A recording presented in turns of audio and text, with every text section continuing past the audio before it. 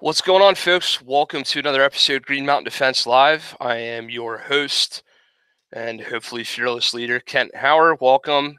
Our guest tonight is Dave Spaulding, the chief cook, bottle washer, range officer, head instructor of Handgun Combatives.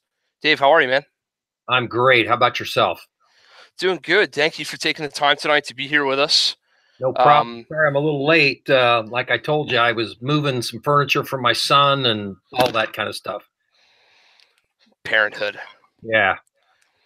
So we're honored to have you on, Dave. The folks who have seen these before know that I take a good number of classes.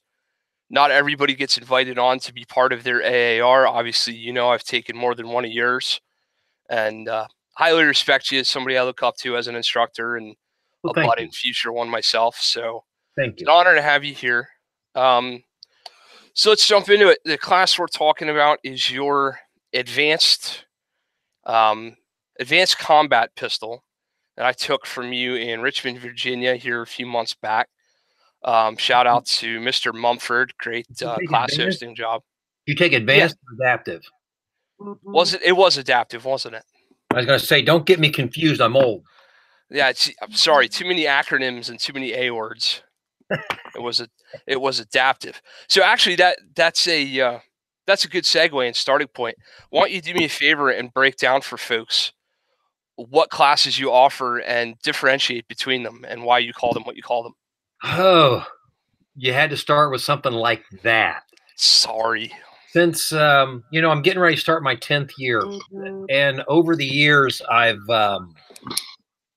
probably had 12 or 13 different classes that I've tried and remodeled or reworked and then named it something else. And I'm down to a core of 5 classes. And the reason for that is I don't teach shooting.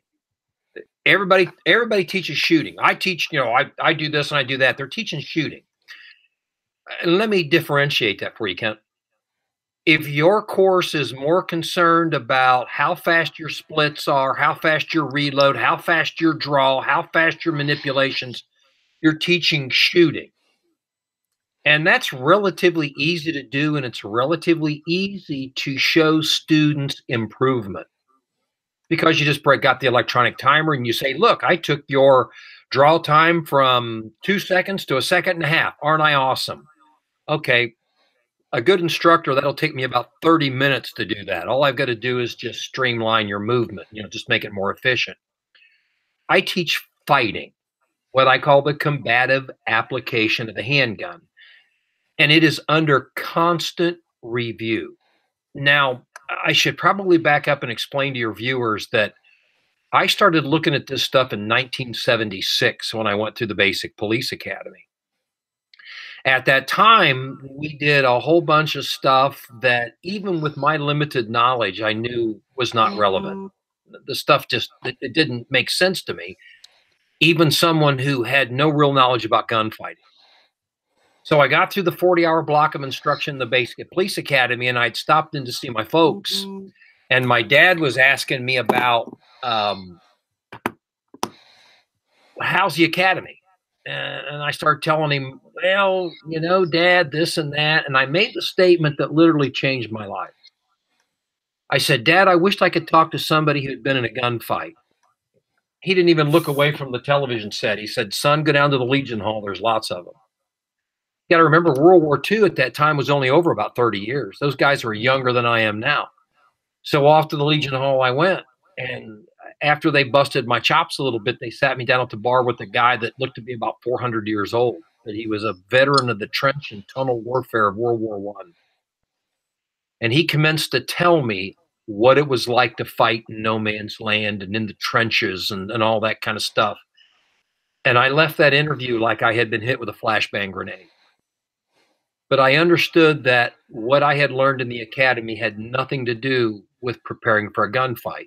It had to do with preparing me to pass the practical pistol course. And so much of firearms training is merely that. It's a measure of a particular standard. And there's nothing wrong with standards in their place.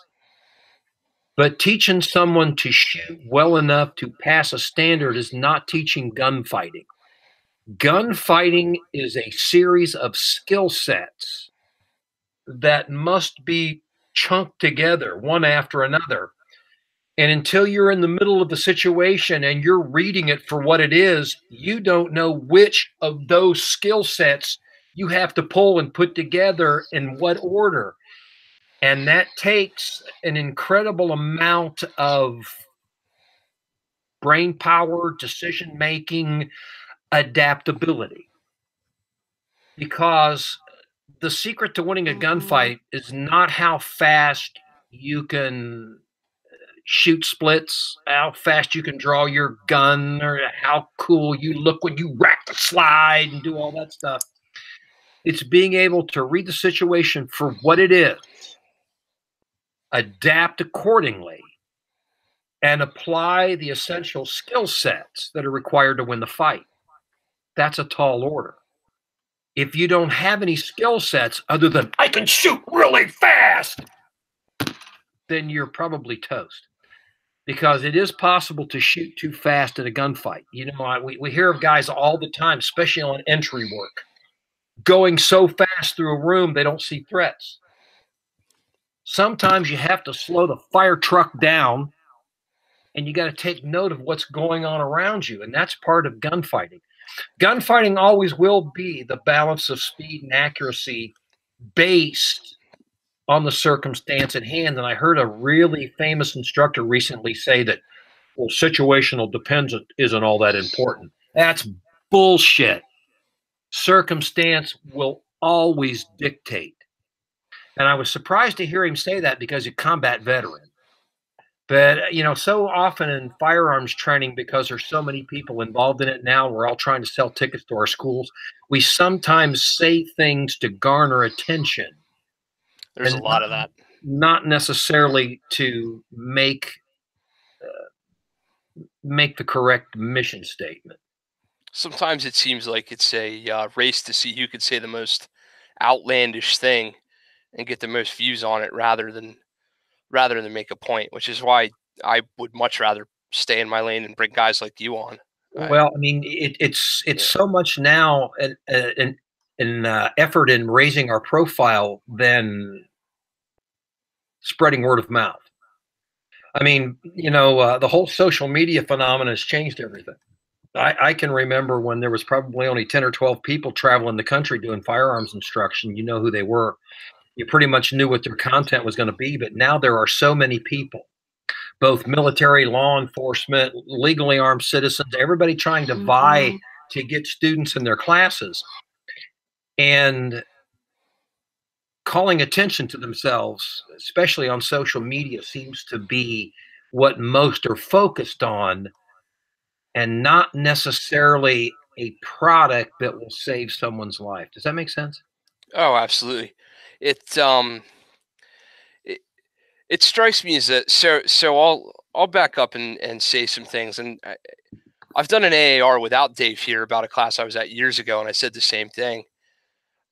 If you do take one of these classes from Dave, what you're going to see real quick is that he dispenses with most of the bullshit in about the first 20 minutes.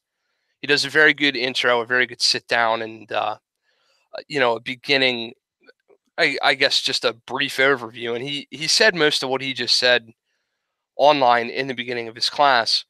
But throughout the rest of the day, what you're going to notice is you're going to notice a lack of ego, and you're going to notice a constant focus on why. Dave will be the first guy to tell you, listen, if you don't understand why I'm telling you something, then we might as well be, what the hell did you say in Virginia? You said we might as well be on a effing golf course or something, I believe, because, you know, you'll get the same value out of it. You don't know why you're doing what you're doing. Why are you here? Right. I mean, why is defined by Mr. Webster as for cause or reason. And that is huge. If you don't know what the cause or the reason behind what you're learning, then what are you doing? Well, I'm looking cool while I do this. I have a real tolerance for that kind of stuff because very seldom will cool-looking stuff win a gunfight. As a matter of fact, the cool-looking stuff takes too much time. Lots of range theatrics. Give you a little story here. It just happened to me not too long ago. And it's not about training, it's about equipment. But I was talking to a class about pistol sights. And you know me, I don't care what you bring to the class. I don't care what gun, I don't care what gear. That's totally up to you. The guy was explaining to me why he was using a particular set of sights. And so I was asking him these questions, and he finally just got frustrated with me. He says, but I like the way these sights look on my gun. Dude, you're looking at those sights from the wrong side. You need to look at them from the back. But that is the mentality of a lot of the people. It's, Jesus, he looked great in an Instagram photograph. Well, what do you think they look like when you're looking at them when somebody's trying to kill you? Oh, well, gee, I never thought about that. That stuff just frustrates the living snot out of me. I admit it. Yeah, no, for sure. You relayed that story in the class, but the Instagram thing killed me. The whole you're looking at them from the side. What the hell's the matter with you? Yeah, you're looking at them from the wrong side, dude. You need to look at them from the rear. So, all right, I'm going to circle you back to the question. Why are the classes called what they're called? Oh, okay. I did kind of go sideways on that, didn't I? My apologies. It's all good. It's all good. Each class, I try to make verbally, visually descriptive. I try to make them as such so that the student understands what it is they're doing. For example, my one-day essential pistol class. Essential is defined as absolutely necessary. So that one-day class deals with those skills that are absolutely necessary, like putting your feet on the ground. Now, I don't get into a particular stance because you may have one foot slightly forward than the other because you really can't get a chance to determine where your feet are going to be in a fight. But you need to have a platform that makes contact with the ground. You need to make contact, human contact with the pistol. We want that human contact to be such that it helps you deliver accurate rounds on target. I don't think of grip and trigger and recoil control as three separate components. I think of them as one package. So we get you hands wrapped around the gun, making maximum contact, creating maximum friction, working the trigger minimally so you don't look like you're milking the teat on a cow, and resetting the trigger and recovery. I mean, this pull and pin thing, it was never intended to be a trigger control technique. It was intended to be a trigger control, or it was intended to be a technique to control double action, single action transition. Why do you want to hold the trigger to the rear so when it comes back down on target, you're not ready to shoot? Does that make sense? No, as the gun's coming back down, we want you resetting the trigger on recovery. So as the sight's back on target, you're ready to press again. So that's the stuff we cover in Essential Pistol, those essential skills. Combative Pistol, which is my 2-day foundational class, is the combative application of the handgun.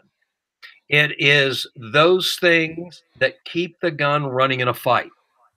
Yeah, it's shooting, but it's a combative emphasis on that shooting. Well, Dave, can you get me down to 15 splits? No, and I don't care. You know what? If you can put 3 rounds on someone's chest cavity in a second, they'll notice. Well, that's only a 33 split. That's slow. In the middle of a gunfight, when you've really lost your shit, you're probably not going to be able to do those 15 splits there, Scooter, so you better wake up. You get what I'm saying? So yeah, it's more the emphasis on fighting with the gun. And then we go into, and I hate to say advanced classes because I agree with Bruce Lee. Advanced skills are the basics mastered. So in my more advanced type classes, we deal with skill sets you need. Like my advanced combative pistol, I've recently renamed kinetic combative pistol because kinetic is about movement. It's how to move properly. And it made a ton of sense to call it that because the whole class is just about movement. Laterally, forward, rearward, diagonally, moving quickly, planting, shooting, and then moving again. Basically taking those foundational skills that we did in combative pistol and applying them to the movement with purpose that will actually be used in a gunfight. Adaptive pistol is just that. Adapt means to change as necessary, but to be adaptive is the ability to change as necessary. So we give you those skills that will allow you to be more adaptive, like one-handed shooting, one-handed manipulation, the use of cover. If we have the time, multiple targets and, cognitive, skill drills and things like that. But we try to give you things that make you more adaptive. My advanced covert pistol class is something that's underutilized. Everybody thinks it's a CCW class. Kent, I don't teach basic CCW classes. There's other people out there that do that. They'll do it better than me. Good for you. You know what? I don't have the patience level. No, you said that. This is a bullet. Bullet comes out of this end of the gun. There's people that need to do that, and God bless you guys that do. But that's not what I do. Mine. Your quote. I'm sorry, I don't mean to interrupt you, but I gotta call you back to something you said in Virginia. There is not a berm high enough, is what you said when you were talking about the CCW courses. Look at him laughing. I'm just so happy that guys like you do that for me, because then I get the people a little further along down the way. Assuming we don't screw them all up before they get there. Well, and sometimes that happens because you get those guys that are just passing out certificates and taking money. But guys like yourself that are really building a foundation, you're priceless. And I appreciate that. But no, my advanced covert pistol is how to be covert with the gun. Primarily various garment removal techniques for various types of garments, how to seated shoot, how to shoot from unconventional positions and pull the garment up, both open front and closed front garments. But it's actually kind of a standalone course that I do specifically with the understanding that a lot of the guys that you have may come to me one time. Mm-hmm. So I'm going to try to give them a nice smorgasbord of skills so that not only can I help them if they do get into a fight, but they also realize that, man, I'm just getting started in this. That was the effect. So in all candor, my first course with you, the Handgun Combatives 2-day foundational that I did in New Hampshire in 14 or 15, I can't remember. Was that that's the one we had the mishap? Yes, correct. Yeah. Yep. Okay. All right. And candidly, I've taken a lot of up drill shooting classes by that point. Your class, that one for me was my holy shit, I don't know what I don't know moment. Oh well, good. I'm glad. And it took it took me 6 or 7 before I got to you, and you started making us manipulate the guns for real under stress, on your demand, on your dime, on your time, with all the little mean nefarious shit you did to us along the way to make it harder on us. And for me, it was like, holy crap, Well, you see, that's running the light bulb. That's running the gun in a fight. Yeah. That's not shooting. Exactly. I mean, if you're just shooting, you can manipulate the slide however you want. But you need to be able to manipulate the slide and know the garbage is falling out of the chamber in total darkness. Yep. The stuff where you're grabbing it and then people are describing it like, rip the slide off the gun. I don't want to rip the slide off the gun. I just want to move the slide back far enough that the shit falls out of the chamber. Well, there's this thing called gravity. And when you hold the gun like this, gravity doesn't help. When you hold the gun like this, it's just like if I poured this Crown Royal out on the desk, which I'm not going to do. But that's how you would get it out. You would turn it. I don't know how we have taken a device that's relatively simple, like a semi-automatic pistol, and screwed up the manipulation to where it's complicated, because it shouldn't be, but it is. And it's done traditionally. Yeah, no, it's still being done. I give you a list of a dozen places to go right now where your inboard slide manipulation technique would be poo-pooed and laughed off the range. But they can't tell you why. Exactly correct. Oh, that's wrong. And then you look at them and say, okay, biomechanically, tell me why this is wrong. Yep. Because I can tell you exactly why both physiologically and biomechanically, that it makes more sense.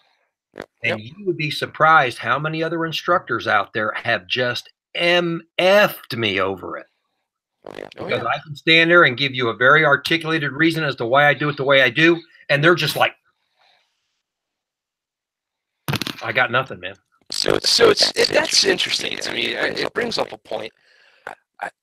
Lots of Dunning-Kruger going on with people who are married to shit, and they don't know why they're married to it, other than regurgitation because so and so said so.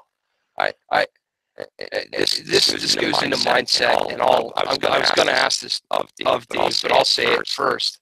Go to a gun class with an open mind. If you paid a guy $400 or $500, you got your truck, you drove to Virginia, camped overnight. Speaking from personal experience over here, right? You got money, you got time away from your wife, time away from kids, whatever else you're doing. Don't spend the first 4 hours on the man's range arguing with him about why your way is better. What the fuck are you doing here? You might as well be teaching why go if you don't have an open mind. So if you would talk a little bit about the mindset you want to see in a student when they show up, and you're doing the head count. Check your mic. You got some kind of modulation going on. Oh, my bad. Yeah, some kind of weird sounding going on. Anyway, I understood your question, though. Okay. My job is to make you better, make you more prepared, make you ready to engage in combat with a handgun. My job is not to indoctrinate you to the way of Dave Spaulding. You know, I'm not going to stand there and argue with you. And by the same token, when a student comes to my class, I have a certain expectation that it's because they want to hear what I got to say, not because you're the acolyte of some other instructor and you basically want to wreak havoc during my class in the interest of that instructor. I have a method for handling that. What I do is I just listen to them for a few minutes, and then I ask them to take the position on the other end of the line so that when we start shooting, I don't have to deal with them.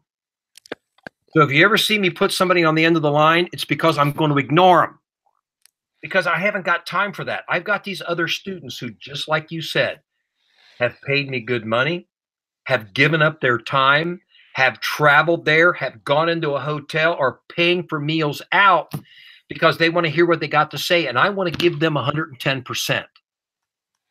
The only thing I ask of that student is give me 100% back. And someone that's there doing espionage or trying to be disruptive or trying to show me how smart they are, they're disrupting that class. And they're not necessary. And quite frankly, I'll just tell them to leave. Now, I've only had to do that one time, but I'm not afraid to do that. But again, you know, why are you spending that money and time to come and try to convince me that I'm wrong when I've spent the last 35 years studying this? That's longer than many of my students have been alive. Yep. You think some 37-year-old's going to come in and convince me that my 35 years of my life was wrong? Don't think so.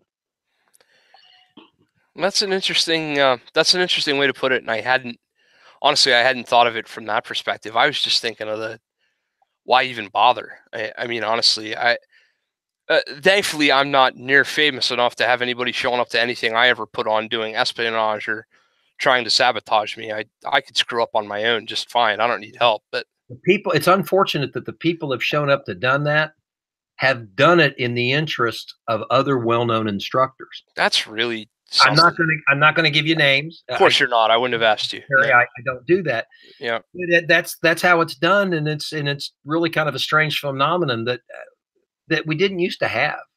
I can remember, you know, back in the 90s, you know, we would go to training conferences like ASLET or ILFE or some of those places, and you would get into a hallway discussion or a bar discussion with Masad Ayub and John Farnham and, you know, Dennis Tooler and all these people. We'd get together and we'd interact and we'd exchange information back and forth. It wouldn't be the name calling and the ranking and the nastiness that comes from some of the current generation of instructor. It's quite unfortunate, but there are a certain faction of guys who raise their profile by being nasty to others. It's incredibly unprofessional. I won't be involved in it. What I will do is I'll wait till I get to the SHOT Show or something and I can look him in the face. Then I'll talk to him about it. But this stuff online, no, that doesn't solve anything. And usually when you do confront those people, and I have, they're like, oh, I didn't mean anything. I didn't mean, because they're pussies. I'm sorry. Did I say that out loud? This has gone better so far than I could have ever dreamed. I love it. He's just as animated on the camera as he is in real life. It's perfect. I'm passionate about this. I'm not looking for conflict with other people. As you know, Kent, when it comes to all the online stuff, I'm real low profile. I don't get involved in it. I don't even read the comments on most of the Facebook posts and YouTube videos and stuff like that. I just stay out of it and let people be assholes. But, you know, by the same token, when someone attacks my integrity, there needs to be a retort. I would just rather do it in person. No, for sure. I see, and this is for me. Anybody who would attack a guy like Dave's integrity has obviously not met him, not spent any time on a range, and certainly not had any firsthand experience whatsoever. Because, like I said, there's absolutely no ego. I wish I could say that about myself, but I'm not sure my ego doesn't get my way sometimes on a range or somewhere. And you had no problem whatsoever. And I put twice now in class, I put my hand up and asked you some things and said, hey, why or what or where or wait, that doesn't make sense to me. My brain turned off in Virginia, and I looked you in the face and I said, you got to run that by me again. And you didn't, you know, there was no like, what the fuck? Why aren't you listening to me? I'm the apostle of, you know. That's okay. That's okay. You know, it's like I tell you guys in the classes, it's okay to ask why. You're paying for it. It's absolutely okay to ask why. It doesn't mean at the end that you'll agree. It's like I tell you guys, you know, I don't expect you guys to become acolytes of Dave Spaulding marching behind me. If you were some kind of sycophant, it would be creepy. Right. What I want are thinking people who show up to the class and think this stuff through. Again,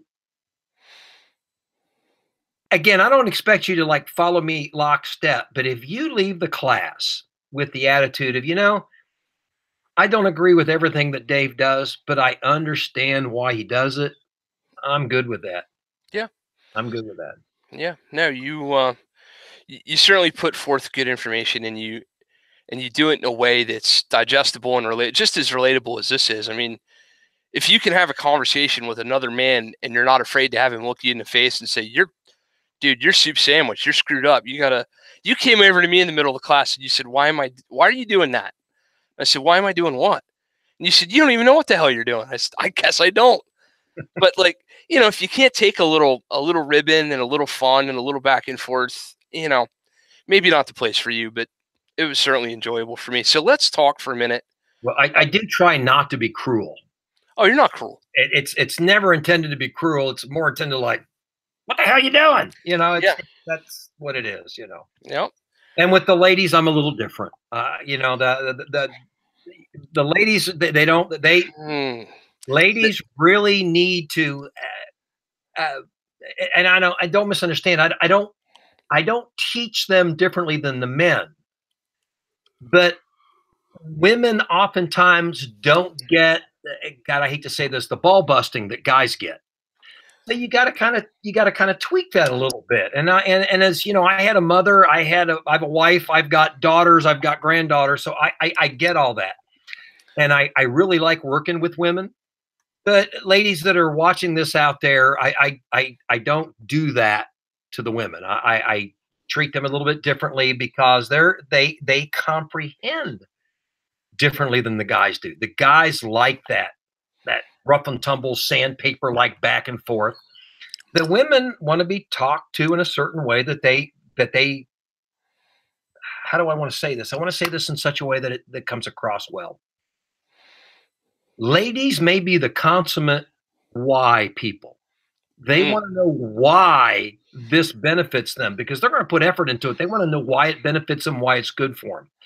So I always like to take the time to look the women straight in the eye and say, This is why this works for you. Where in your particular case, I may have looked at you and said, God, you're a knucklehead. What are you doing that for? But you would get that. Yep. You would get that. What was her? I don't want to dox her or put her info out on the web. What was that lady's name that was in the class with us? Her husband was a cop, and I believe this might have been her first class. Yeah. I don't remember. Her husband had been in several of my other classes, and he actually stepped away and gave her the slot. And I'd have to look it up. I don't recall her name, but she was a hard worker. She was an extremely hard worker, and she made huge. I had the pleasure of watching you interact with her because she was on the opposite relay. Yeah. So I was hydrating and stuffing mags and doing other shit, and being an aspiring instructor and trying to gain as much as I'm trying to gain, I spent a lot of time watching how you interact with other students and seeing, what you're breaking down and what you're saying to them. She made huge strides. She walked away from there with a ton of confidence, and she was really tearing it up there towards the end, and I was quite impressed. She did exactly what I told her to do. There you go. She was a clean slate. She was a clean chalkboard. So even though she had some foundational skills, when I would go do this, this, and this, that's what she did. Because she had nothing else to get in the way. She had nothing to jumble up her brain. So she would do exactly that. She made great strides. Yeah. It was building skills is tough enough when you've got the clean slate. When you've got someone who has to undo a skill set they've anchored, yep, and replace it with something else, the tall order. Yeah. So working with her was kind of a pleasure because I didn't have to unscrew up or undo any of the things that were screwed up inside of her. She was an open book. She was killing it. I spoke to her during one of the breaks, and I said, "Wow, you're doing pretty good. How many classes have you taken?" She goes, "Oh, this is the first one for real." And I was like, "Oh, okay, I'm going to take up golf." I told her, I said, "I'm going to golf. This is ridiculous." She took one of my higher level classes to start out with, but she's great. Yeah. And she didn't know. The beauty of somebody like that is she didn't know what she didn't know. She didn't know how good she was doing. Totally naive as to where she stood in the hierarchy of skills. Killer. Yeah. It was a great thing to see. Yeah. So let's break down a little bit. This is the AAR of Adaptive Combat Pistol. So caveat emptor, right? By the freaking class. Like, I'm not gonna ask Dave to give you his whole POI over the next however long we've got to sit here and talk.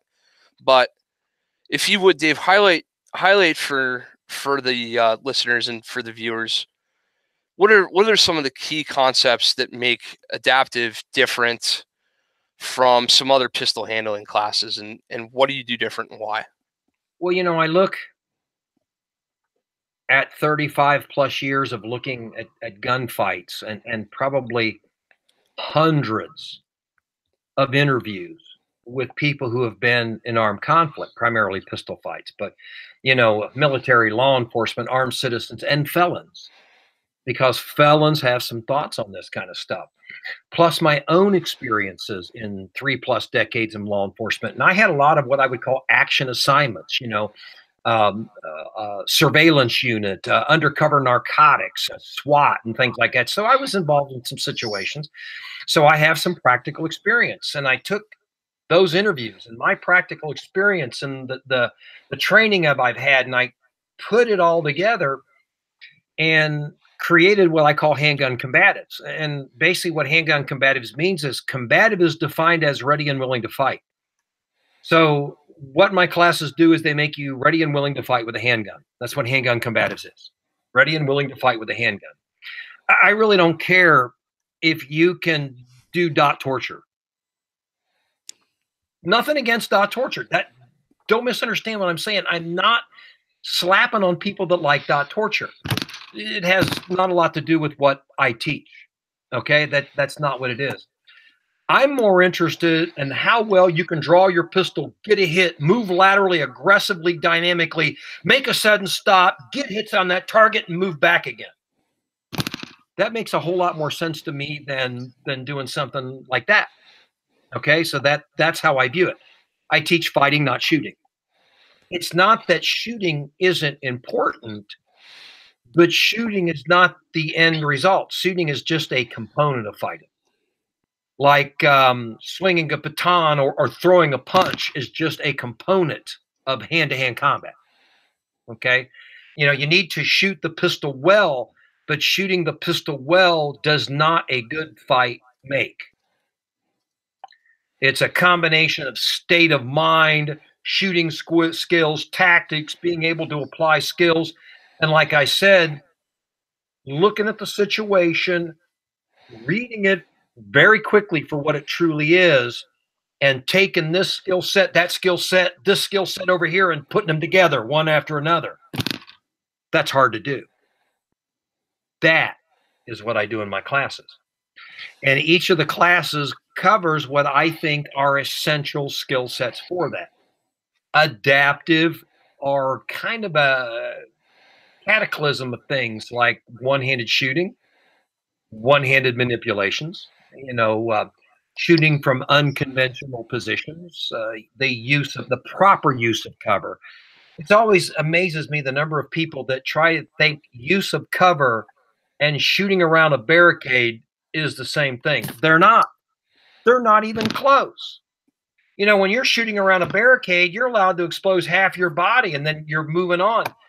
Using cover means you're trying to stay behind an object to absorb bullets.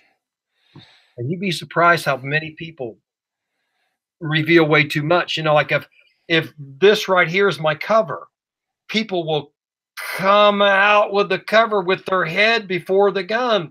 Well, if you're using cover, the gun should be the first thing to get exposed. And as you guys realize, I deal with that a lot.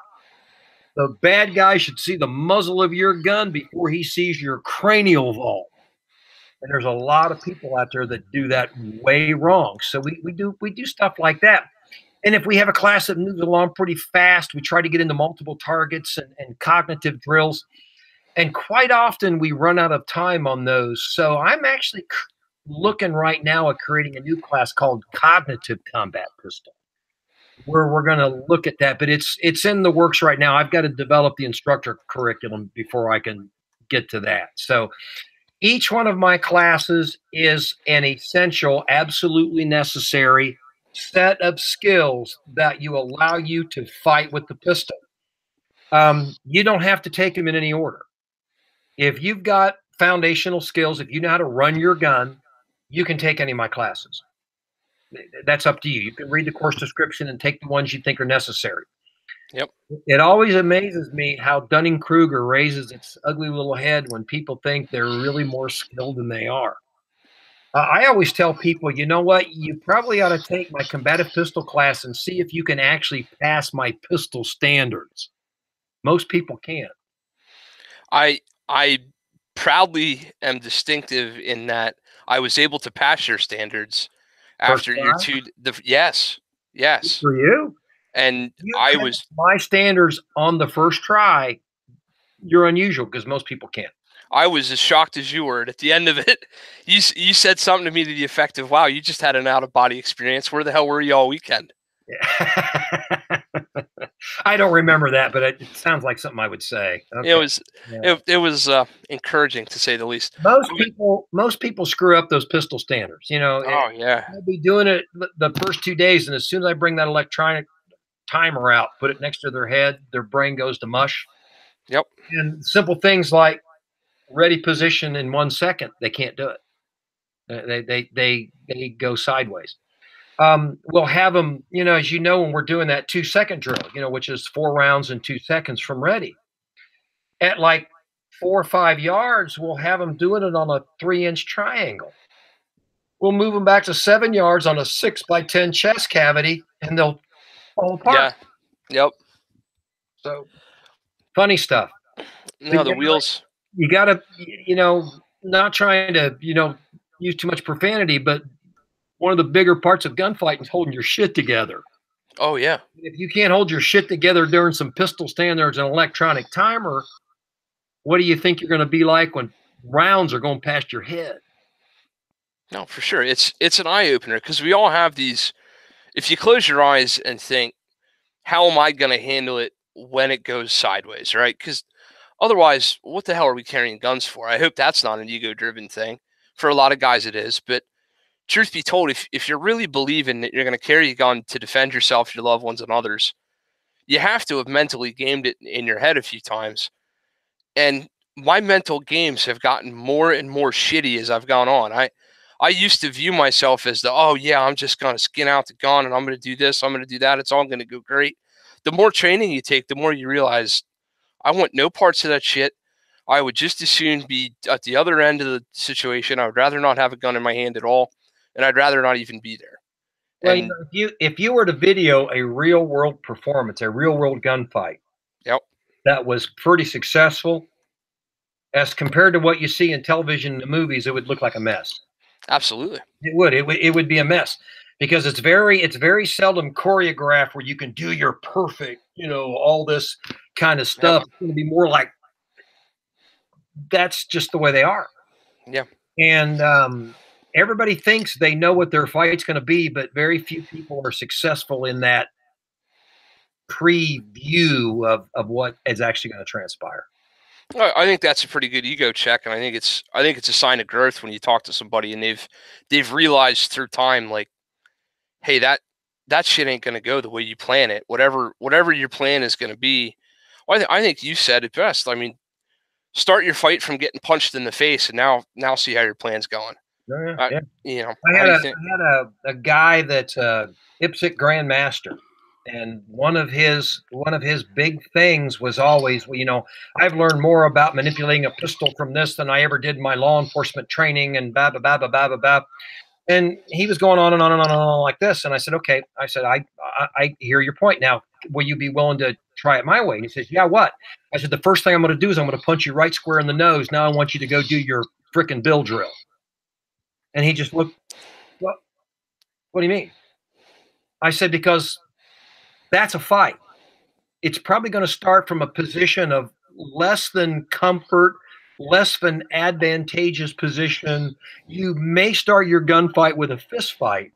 And I said, now all I want you to do is I just want to smack you in the bridge of your nose. Then I want you to do it.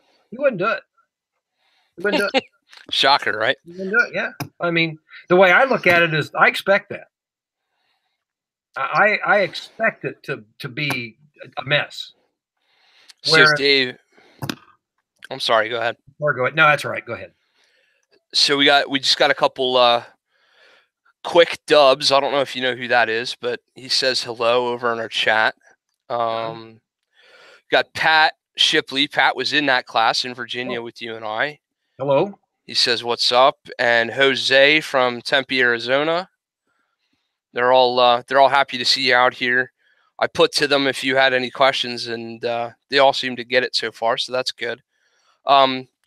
This brings up a point, though. If you guys don't realize this, one of the cool things about what Dave does is he kind of fosters a nice little community on the back end. And he does this through a Facebook page. He does a Facebook alumni page where he puts out good info and good content continuously. And I don't. That page is not mine. Tim Wilkins from Dallas, Texas runs that alumni page. He asked me if he could do it because he was wanting a place where people could come and exchange ideas. That is not my page. I go in there and I post just like the rest of you guys do, but Tim's the one that actually created that page and he runs it. Interesting. I was unaware of that until you just told it to me. Yep. No, it's not my page. Tim, my apologies. I was unaware, but very, very cool either way for you to be in there and contributing and answering questions, going back and forth with guys. That's something that fun of people. Well, yeah, fair enough. Yeah, but it's all in good fun because they give it to me back. Yes, indeed. So let's see, what else do you have coming on the horizon? Well, you've been talking for a while now about your instructor development thing that you're putting together for the summer, which I'm on the precipice of sending you a check or not sending you a check, depending on what day you ask me. Everybody thinks I'm kidding about that. It's one time only. Yeah. See, it's not a moneymaker to me. It's a legacy issue. Mm-hmm. When you take that class, if you're successful, you'll be certified to teach my classes. I realize most people won't. They'll incorporate things and they'll do their own program, and that's fine.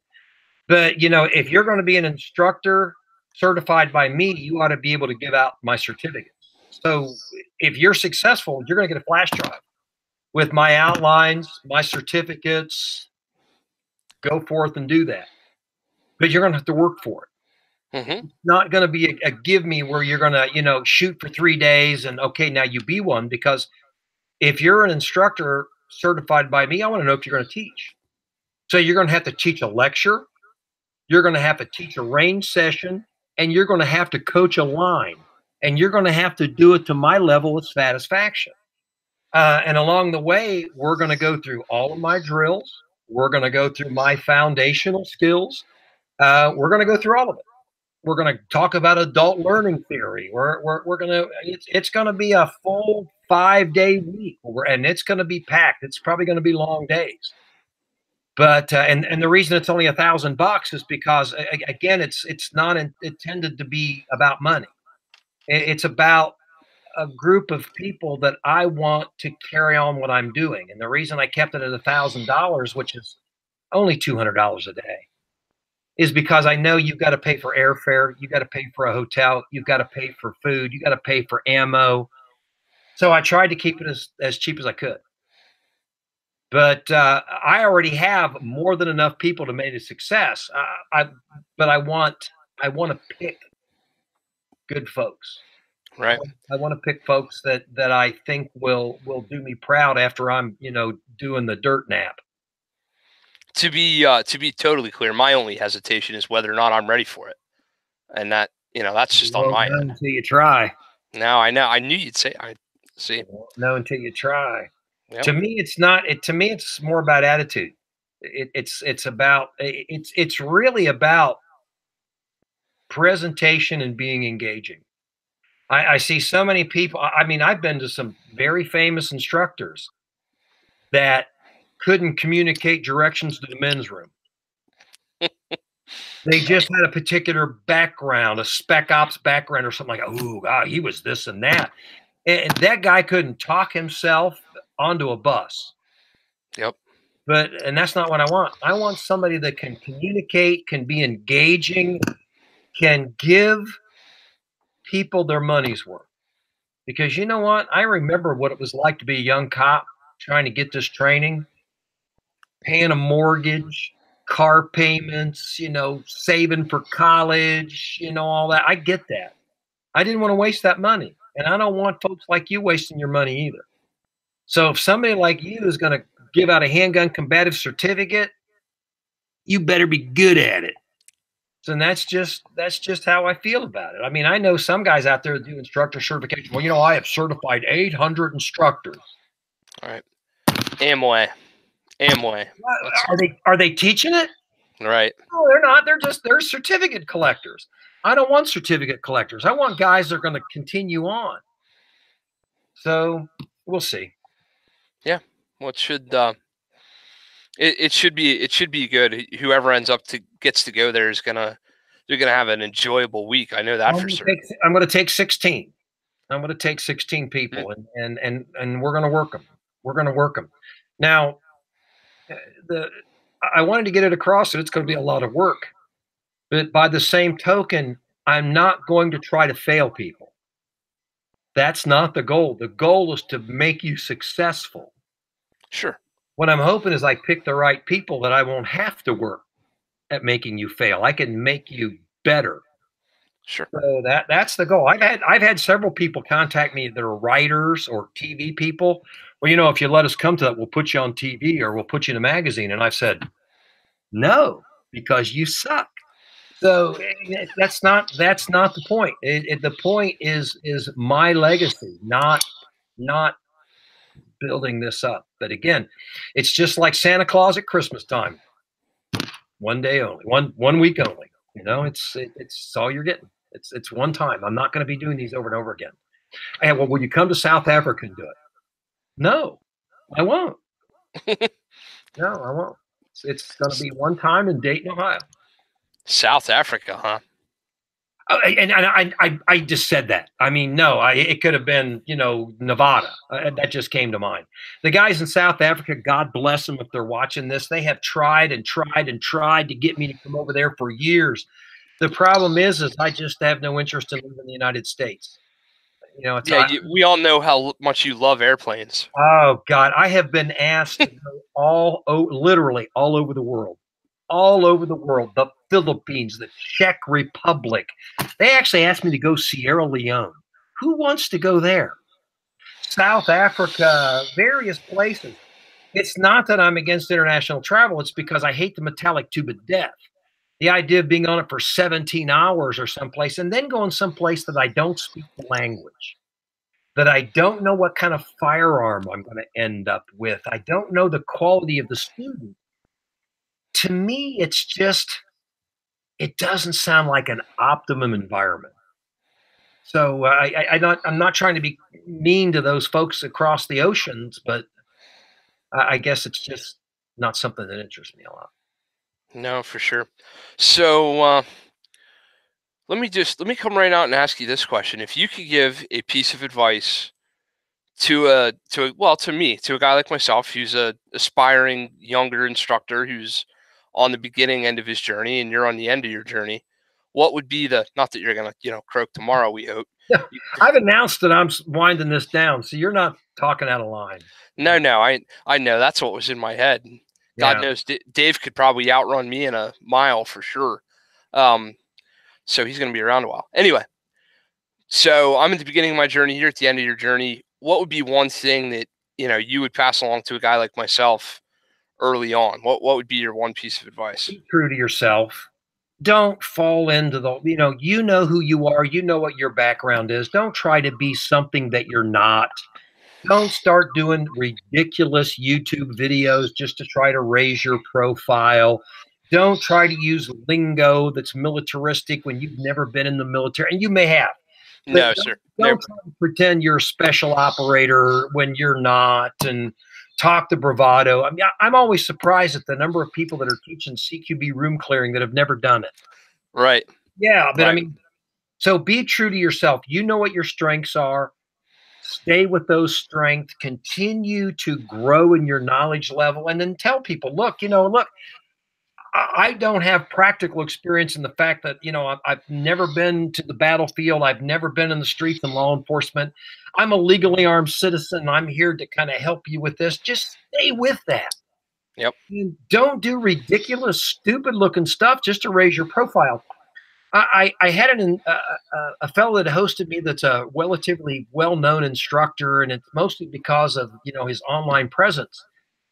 And in one of the classes that I was teaching, he would not do things the way I was taught him. He wanted to do things the way he would look best to the class. And I finally took him off to the side and I pushed him up against the wall and I said, look, dude, you need to be more concerned about your reputation than your image. And he was like, well, what do you mean? You didn't do it the way I told you to. Well, I had a sight picture. But that's not what I told you to do, was it? Well, no. Then you're a dick, right? You know how I get, so, be concerned with your reputation. Be concerned with how people view you. Don't be concerned about your image and how you think you look on social media or in videos and stuff like that. I like it. I appreciate it. You know who you are. Be you. Everybody else is taken. I like that. I It like that. wasn't me. It wasn't me. Yeah, I know. There's a lot of good Spaulding quotes. That one's somebody else's, but Yeah, that you've was got enough. yeah.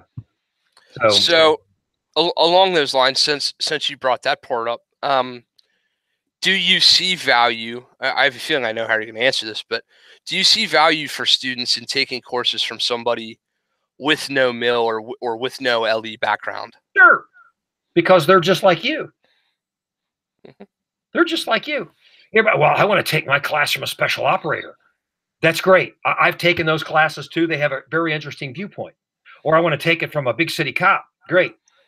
Are you a special operator or a big city cop? Well, no, I'm a legally armed citizen.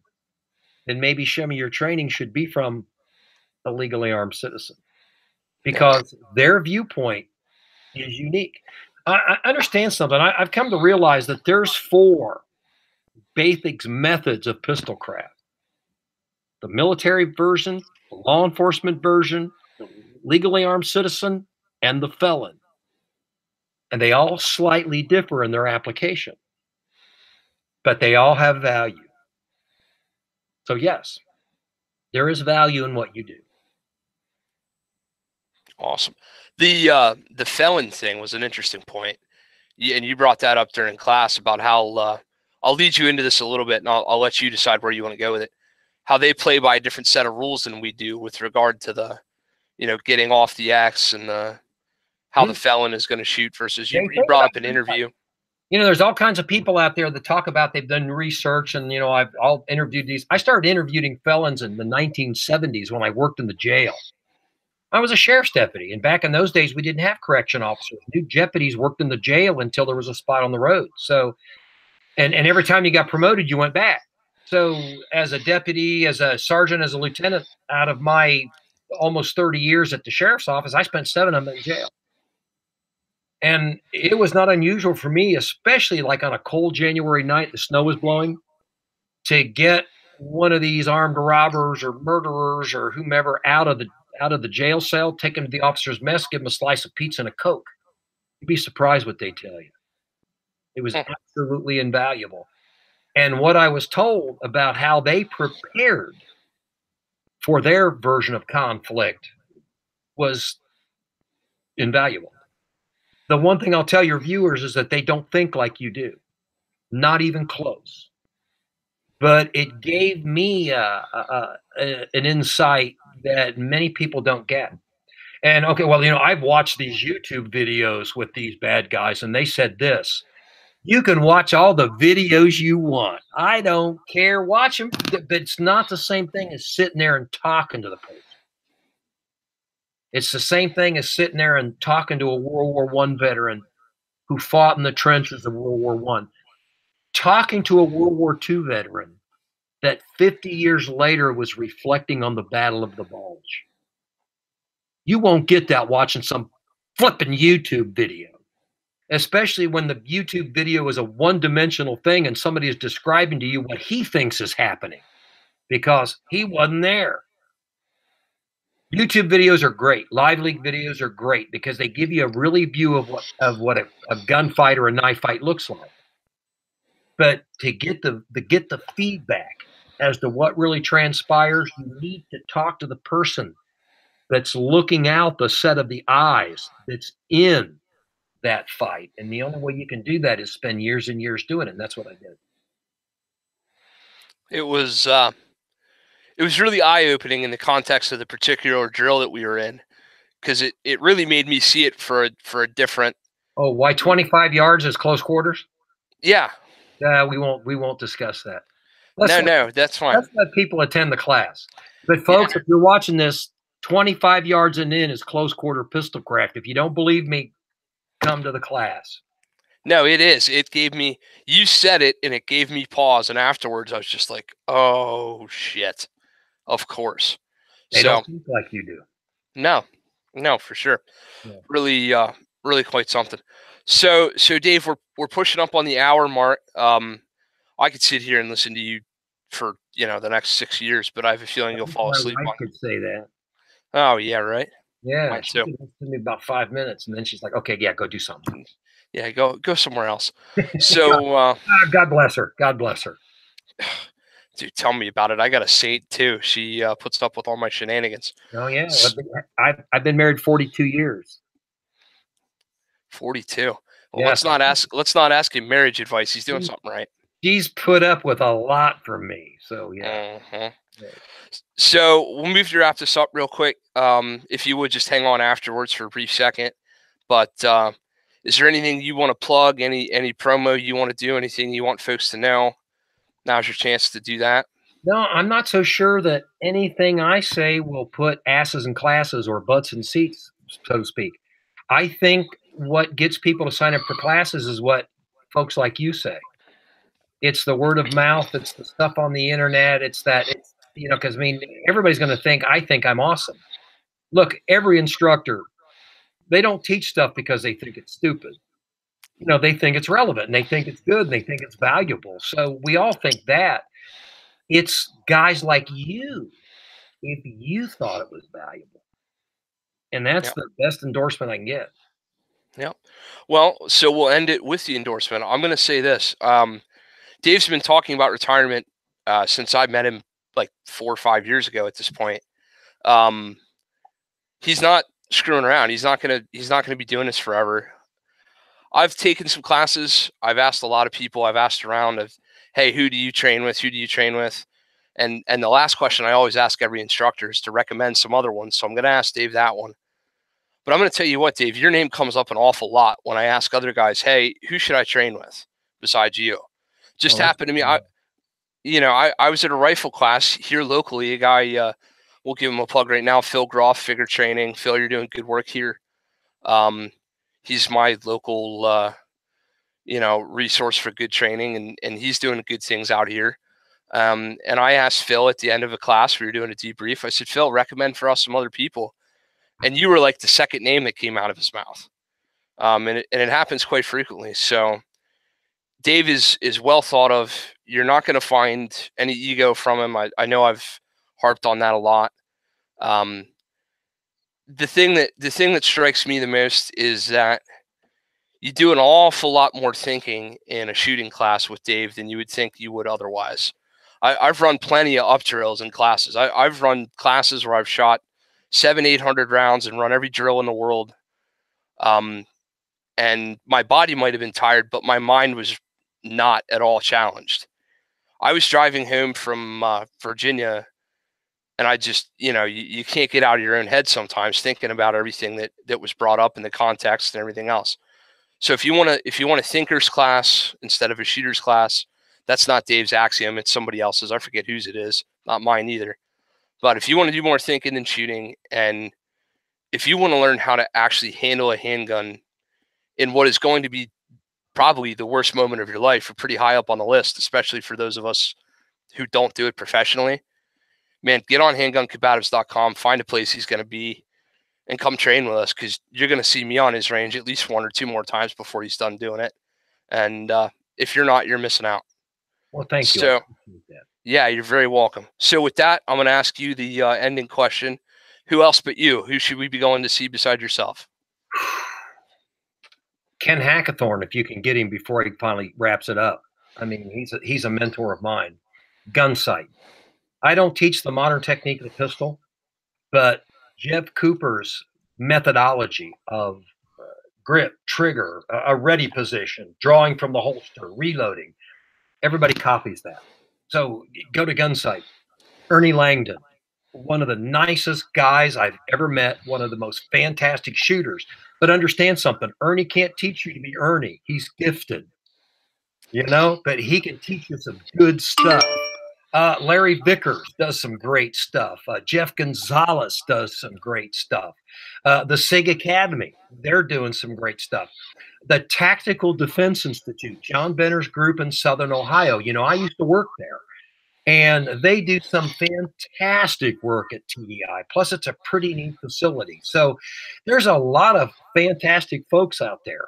The ones that are good, people know they're good. The ones that are questionable, maybe your antenna ought to go up and say, do I want to get involved in this? But and that's a few folks right off the top of my head that do great work. Perfect. All right, folks. This has been Kent Hauer with Green Mountain Defense and Dave Spaulding with Handgun Combatives. He doesn't think of the web stuff because, he's the token old guy, but handguncombatives.com, at Handgun Combatives on Facebook. And you got an Instagram over there, don't you? You have an Instagram? Yeah, there's an Instagram, Handgun Oh, yeah. Combative. I don't really understand what it is, but yeah, it's there. Go find him online. Go find him on the range. Thanks so much for stopping by, and we're out.